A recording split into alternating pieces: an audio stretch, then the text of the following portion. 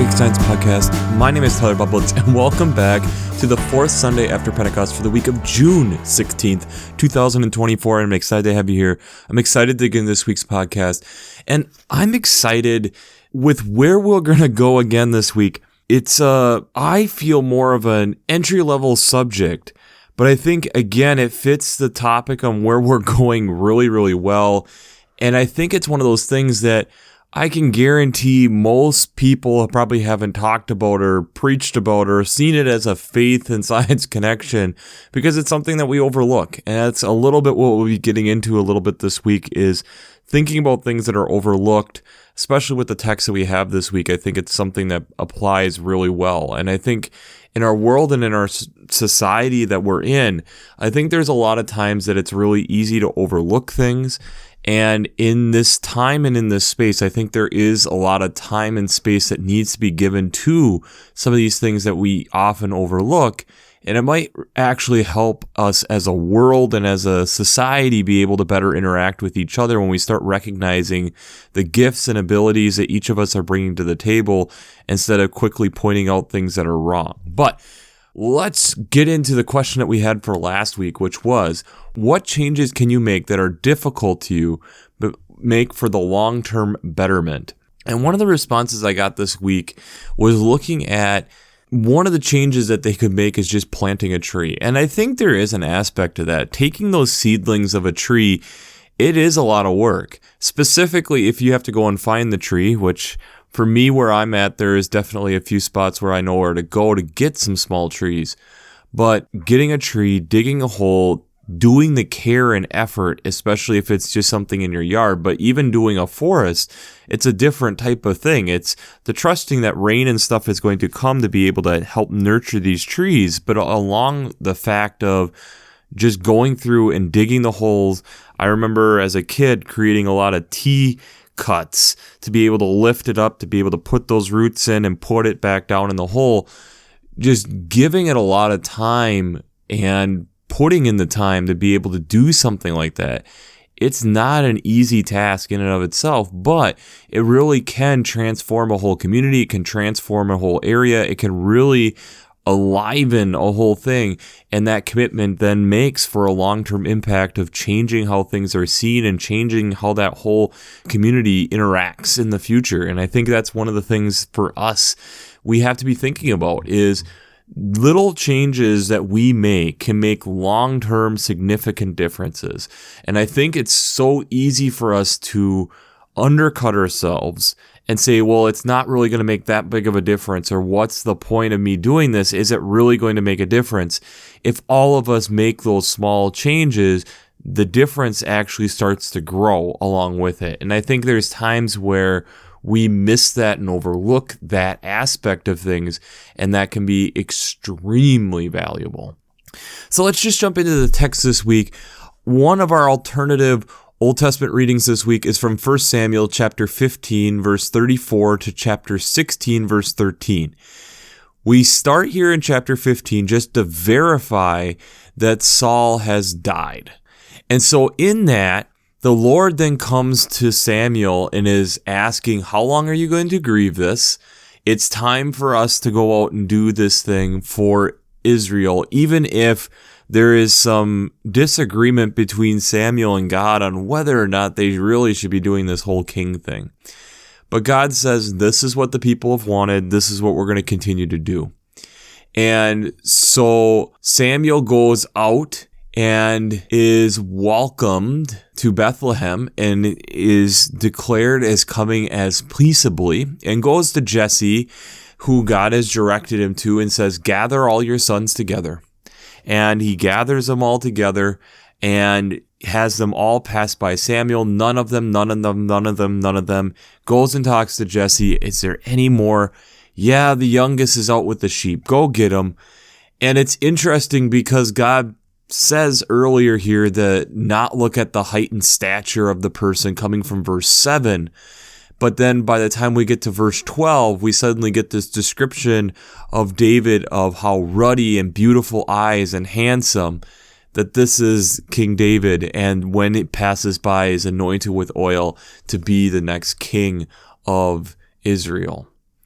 And it's kind of weird too, because Saul is still alive per se, but it's the death of him being the king of Israel is more what they're getting at here at the end of verse 15, because there's whole sections here on Saul trying to kill David later on, but that's another story for another day. The psalm that goes with that is Psalm 20. And this is an interesting psalm, and I've read through it multiple times, and I think it's unique in the aspect that it's this psalm of remembrance, I'm going to say, of remembering that God has continued to provide in these times, and God continues to be there and supporting the people. But that also then means for us to make sure that we're continuing to bring these things before God. So bringing our burnt offerings and giving thanks to God, bringing God the troubles of our day that we will be protected, making sure that we have a sanctuary and providing support for each other, giving shouts of joy to victory. These back and forths of how God is going to continue to be there as long as we continue to incorporate and allow God to be part of what we are doing. The other alternative Old Testament text this week is from Ezekiel chapter 17, verses 22 to 24. And this is a reading that is giving symbolism on how God is working in unique ways. God is working in ways that we would not expect. God is taking the least of these and making them great. So we get this idea of a sprig of cedar, so a small plant of cedar, and planting it high upon a lofty mountain. And on that mountain height, it will produce fruit and boughs and become a noble cedar, and the birds will live under it and have shade in its branches, and it'll be nestled in the creatures of every kind. And all the trees of the field shall know that it is God, that there's going to be something that is greater and lifted high. And again, you could see some different symbolism, but especially talking about how you're taking something small and insignificant, in this case a cedar, and planting it to become this big and strong tree will make some big correlations to where we're going with the gospel text this week. So there's some easy correlation there. The psalm that goes with this is Psalm 92, verses 1 to 4 and 12 to 15. And this is a text talking about the love that we are to be giving God and giving thanks to God and recognizing, again, these things that God are doing, but this is much more of a thanks psalm, much more of recognizing this. We then start getting into like verse 12, and that's where we bring in the cedars, and we're recognizing that we are planted in the house of the Lord and that we will bear fruit, bringing in a lot of these different tree analogies, which again will make a lot of sense with not only the Ezekiel text, but also the gospel text that we're getting to this week, and recognizing how God is this rock on who we are building our faith upon. The epistle text this week, or second reading, is from 2 Corinthians chapter 5, verses 6 to 10, optionally 11 to 13, and 14 to 17. This is a fun piece where Paul kind of brings us here, and first starting out with some familiar texts here where we walk by faith and not by sight, recognizing that God is working in ways that sometimes we can't physically always see, and recognizing that God then is working in and amongst us and working to help repeal evil and bringing the God around us to be able to help us. And even though there's times that we are conflicted within this life, that we continue to bring things to God, and especially when we start getting toward verse 14, that as we believe in what Christ has done, and we no longer then believe just in ourselves, but we believe in what Christ's death and resurrection actually meant. The recognition on we are living for something much greater than ourselves, and that the old has passed away and now the new has come because we are this new creation in Christ. The gospel text this week is out of Mark chapter 4, verses 26 to 34, We get a couple little parable snippets here, and again, it's Mark, so we don't get a lot of details, but the kingdom of God is like someone who scattered seeds on the ground and wakes in the morning and they have sprouted and does not know how that has happened. And first the stalk, then the head, then the full grain of head, and when it is ripe, the sickle comes for the harvest. And then there's questions coming from the crowd of, with what can we compare the kingdom of God, or what parable will we use for it? And this is then where we get the mustard seed, where it's one of the smaller seeds, and we've talked about that in years past. It is one of the smaller seeds, but grows up to be one of the big shrubs, especially in that region, putting forth branches for the birds to make nest and have shade. And then it gets talked about that this wasn't explained further, but it explained to the disciples next to him. And I kind of, again, see this as we're taking something that's seen as very small, insignificant seed, but yet look at what it's able to produce, and it's able to provide shade in this case of like a mustard seed, or being able to provide a harvest, as we see here at the beginning of Mark. But before we jump into how faith and science come together this week, we have to do a shameless plug. Working Preacher. If you haven't checked out Working Preacher, I'd highly recommend it. Between their Sermon Brainwaves podcasts, their commentaries, their discussions, since I'm not an ordained minister, I use them on a weekly basis to help give me some ideas and guide and some direction, looking at the text week to week. There's some great commentaries over there, so if you haven't checked that out, I'd highly recommend that. I would also highly recommend checking out the Revised Common Lectionary coming from Vanderbilt's Divinity Library. I use them on a weekly basis. I really like how they lay out the text week to week, but I also really enjoy how they have the art, hymns, liturgical colors, prayers, daily devotions. There's just a lot of great resources over there. So if you haven't checked that out, I'd highly recommend it. I think it's a great thing to be looking at. So I'd highly recommend checking out the Revised Common Lectionary coming from Vanderbilt's Divinity Library. Finally, I'd also highly recommend checking out the Green Blades Preaching Roundtable and the Green Blades Rising publication. This is either a weekly reflection or a monthly newsletter covering a wide variety of topics, talking a lot about ecological echoes, implications, and urgencies, along with other different events that might be going on. So if you haven't checked that out and you enjoy listening to this podcast for half an hour each week, I'd highly recommend checking out these resources. They'll be the first down in the show notes. So I tipped my hand a little bit earlier looking at things that appear to be insignificant. If we look even back to the 1 Samuel text, David is seen as insignificant. He's the youngest. He's the smallest. He's watching the sheep. Is obviously not who God is calling. No. Saul is gone crazy. God needs somebody, and God knows who David is, who the heart of who David is, and that's what we hear then throughout the rest of 1 Samuel into 2 Samuel is the ministry of what King David does, and the psalm correlating with that. Ezekiel talking about where we're taking a sprig of a tree, again, a small seedling, a sapling. It really isn't expected to become anything, and yet we're going to put this up and it becomes this big and powerful tree over time. It takes time, but yet then that's how God works. And we see this when we even talk about the psalm that correlates with that. God works in this time of flourishing, taking time, and it doesn't just all necessarily happen overnight. It can, but it doesn't necessarily happen. And that's where we get into, like we see in verse 7 of the 1 Corinthians text, we walk by faith and not by sight. The idea that God is this faith that we have or belief that we have that is beyond ourselves, recognizing that something is greater than ourselves, recognizing that there are aspects of things that we don't necessarily have in control, that we give up our human control to be able to be part of something bigger, recognizing the body of Christ and who God has created us all to be is something much greater. And thus we get into these seed metaphors of casting seed and us not being able to explain the spark of life to get these things to grow and how the harvest is going to come. Recognizing something that's seen as small and insignificant, the mustard seed, becoming a shrub that is highly desired and actually needed for shade and for shelter for birds and the like. So it got me thinking about things that are overlooked in our society, things that are overlooked in our world. And I got to one that, again, like I stated, I don't think I have heard a pastor ever really dig into. And that is the whole part of the life cycle of decomposers / detritivores.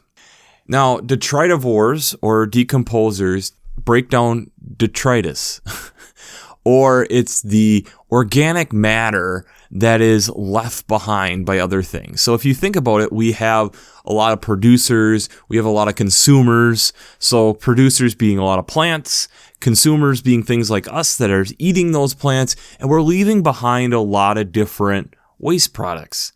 And it can be anything from the stock, it can be anything from the trees themselves, it can be anything from our waste matter, and having things to be able to break them down. This can be from super small, from protozoans and bacteria, to things that we maybe recognize a little bit more of, like insects or worms or roaches of different types, breaking these things down. And what are they doing? They are eating these different things usually, and as it's going through their bodies, it's breaking these compound organic matters down into simpler forms, making it so that when these things get back into the earth, when they're excreting their own waste, it allows for things to be easier to be absorbed up. They play a key role in how our ecosystem works. Because if we didn't have this stage, you keep having all these former life forms just continue to pile up and no way of it ever returning and getting back into the life cycle of what has happened.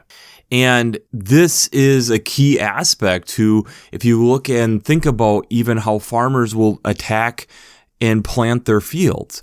They are looking at putting in fertilizers and different things of that nature. Well, part of it is because of how they are farming. It's very atypical for them to have where there is a lot of leftover things to be able to be broken down, to be able to be put into the soil. So thus, you need to figure out other types of waste products or fertilizers that are put in. So that's why, depending on where you're at, there's sometimes where you will be putting in your cow manure, your turkey manure, these different types of things spreading the field, or you're putting down a chemical fertilizer to be able to re-put that stuff back in.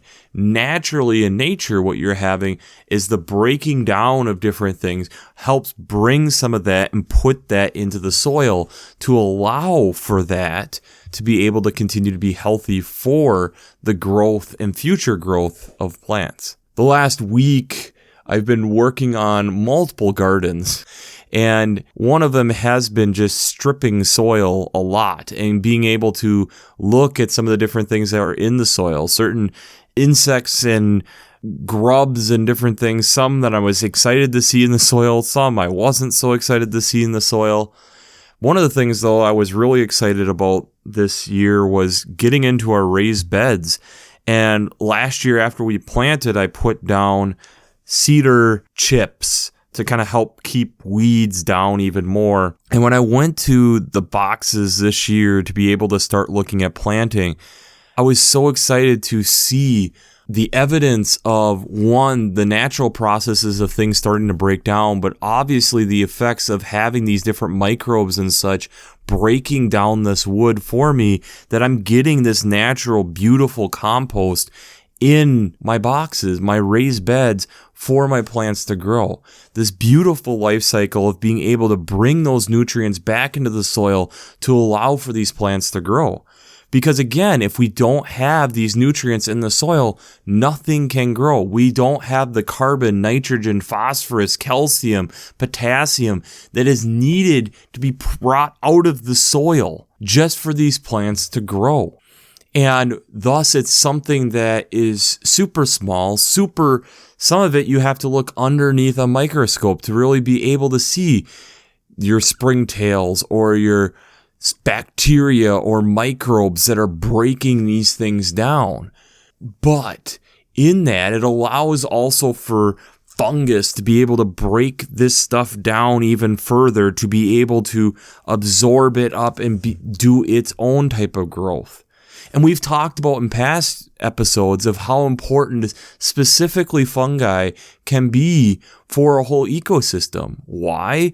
Because it makes mycelium. What is mycelium? Mycelium is plants' internet. It connects a lot of these different plants together to be able to send nutrients back and forth to allow for them to be a more successful community.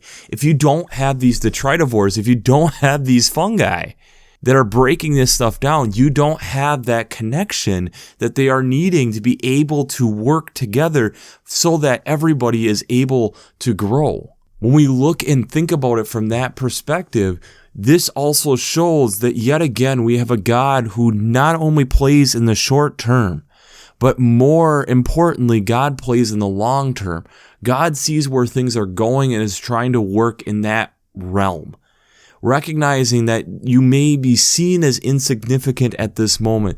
These small seeds may be seen as insignificant, but they become something much greater. David was seen as insignificant, but we know that he becomes the greatest king that Israel has, going from insignificant to extremely significant. What Christ did for us and what we pick up in Paul's writing in 2 Corinthians is extremely significant and allows us to go beyond just our personal faith to be able to incorporate more into a body of faith while still having a personal faith on top of it. This is important stuff. Detritivore is breaking down things to be able to allow for other plants to grow so that we are able to have food that we are able to consume and have the life cycle that we do. To be able to put nutrients back in the soil is so important. This is where fire, in certain ways, can act as another one of these detritivores in a way. It can help bring carbon into the ecosystem if there is too much sitting there that isn't able to be broken down. It isn't able to happen fast enough. We've talked about Yellowstone multiple times on how the fire, part of it was that they weren't allowing the natural cycle of burning to actually happen, and then it became this bigger thing because it had never been burned. It's part of this returning things back to the soil. It's allowing new things to grow. Jack pines are a perfect example. They don't grow. They won't even throw out their seeds unless there is fire. Why? Because then there is the carbon that is needed for them to grow is there in the soil and easy to get. How often within our own faith, if we don't allow for some of these things to break down, we're not necessarily having the nutrition and things to be able to help us grow. We have to allow for things to be able to be broken down, and it might take time. It might take a while for all of it to decompose in order to be the fertilizer to be able to help the next thing grow. And that's a long and hard process. That's not something that's just quick and easy. It's something that takes a lot of time and effort in planning, making sure that there is enough fuel there for it to continue to break down. And that's where it's so awesome to be able to watch when that is actually happening and recognizing and feeling it in your hands, the soil changing, transforming into this dense thing of nutrition sitting in your hands, knowing that you can't eat that nutrition the way that it is, but it's going to allow for the nutrition for your plants to be able to produce things that you can eat because of the nutrition that you have put there, because of the microbes that have gone in and continue to do the work for you is so important. And I think in a world in which we're in at this current moment, it's really easy for us to overlook things. I think in a lot of ways, all of us, especially in first world nations, have kind of gotten this attitude of we know better, we know how this stuff should work, and at times it has given us this image of arrogance. And if we look at how as a world we're interacting with each other, that's part of it. And if you look then, where are the industries within the world that are suffering? It's a lot of the service industries. And why is it a lot of these service industries that are suffering? Because they haven't been appreciated. They get chewed out and they're not appreciated. And yet a lot of these different service organizations are the backbone of a lot of different society is based on these backbones. And so it's this balance of, appreciating and making sure we're putting forth the effort to appreciate and allowing people to go into it. And that's a whole nother aspect of it. But the aspect that these are all needed to be able to have other things grow. I think of where I'm at, one of the things that has been extremely difficult over the last year is the Postal Service for various different reasons. And it's not the postal workers' fault. There's people beyond the people who are working at the post office that are the reason for a lot of the problems. And so the frustration and different things that I might have about some of this stuff, it's not to be taking out on them. It's to be appreciating what they are doing, because they are providing the mail, which is providing a lot of different goods and services that we all benefit from letters from friends and family to bills, which unfortunately we all get, but it's part of life, to other goods coming from other industries and services that we are needing at different points in our lives. It's a backbone to what is going on in our world.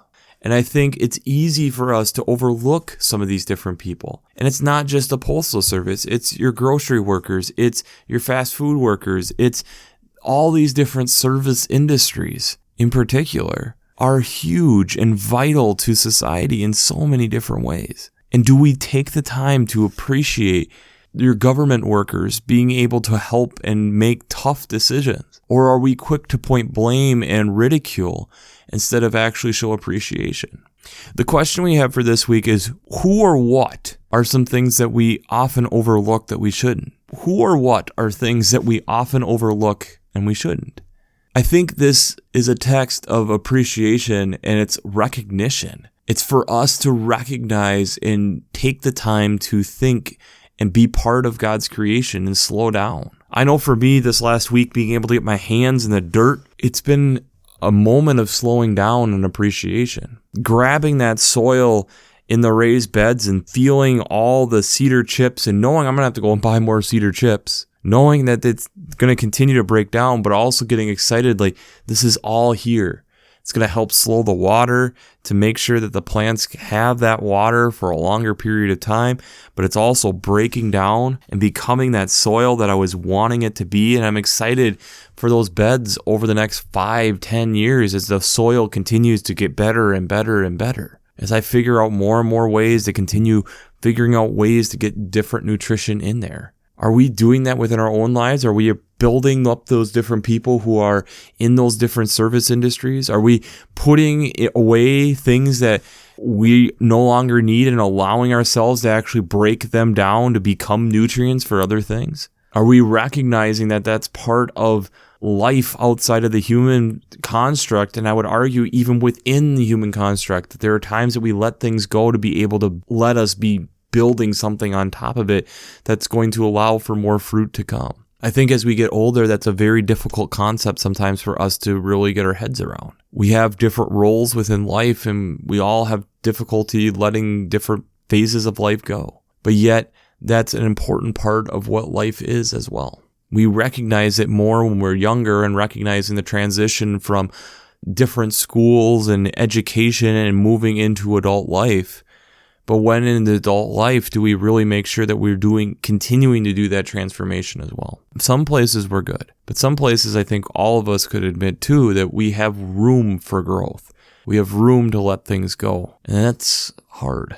I think this recognition of getting back to the idea that everything is important, but it also kind of echoes the ideas that we hear on Ash Wednesday. Remember that you are dust and the dust you shall return. And it's not that dust is bad. It's that we're returning to the earth to continue to be rebuilt again, continue to become part of the next thing. And that our bodies will, but our spirit is greater than that. The Spirit of God within us is greater than that. It's the Spirit of God that is in us to guide us to move and do these amazing, great things and to recognize these different cycles and to try to continue to be part of that and allow for that and allow for them to flourish. But it also means that we need to be able to recognize the worms, the roaches, the detritivores, the millipedes, the bacteria, the protozoans that are breaking these things down, allowing for life to continue to go.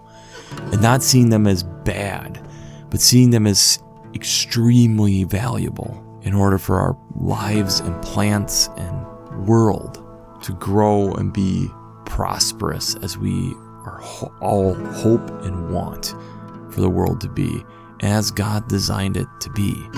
These beautiful circles of cycles to allow us to recognize, I think, within our own lives, the cycles within our own life. So, we'll wrap this up as we always do. I pray God blesses you through your faith and amazes you through science.